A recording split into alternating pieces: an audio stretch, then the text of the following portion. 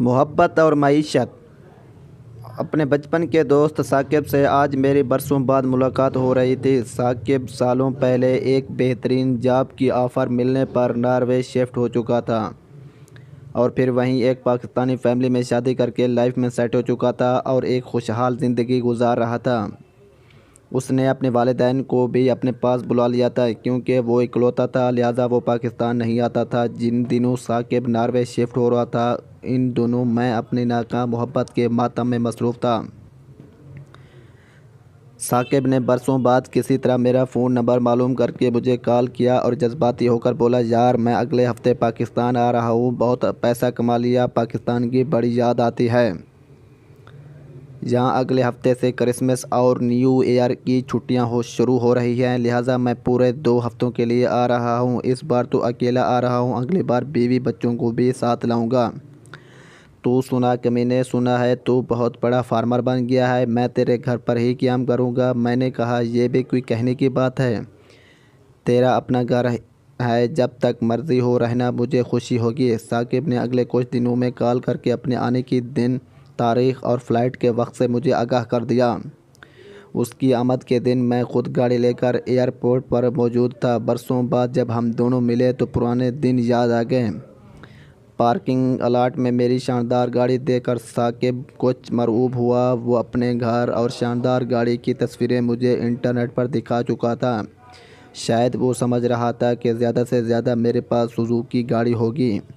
Airport سے نکل کر میں نے گاڑی کا رخ اپنے فارم ہاؤس کے طرف جانے والے راستے پر کر دیا۔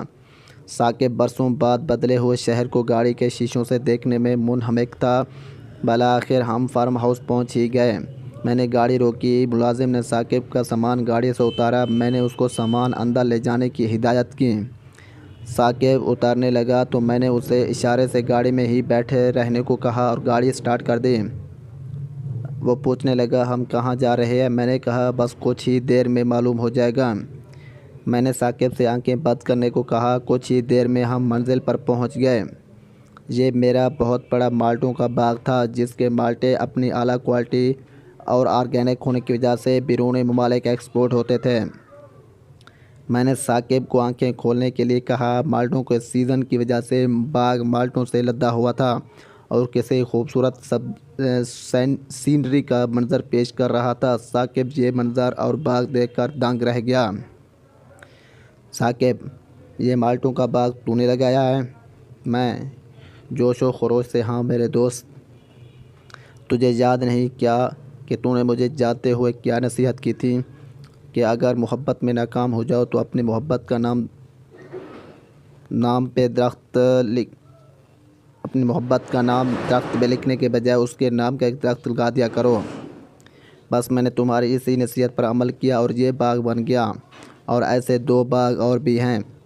ثاقب نے میرا شانہ تھپ تھپاتے ہوئے کہا، شاباش میرے دوست، پھر آج سے تو میری ایک اور نصیحت عمل کرنا بھی شروع کر دے۔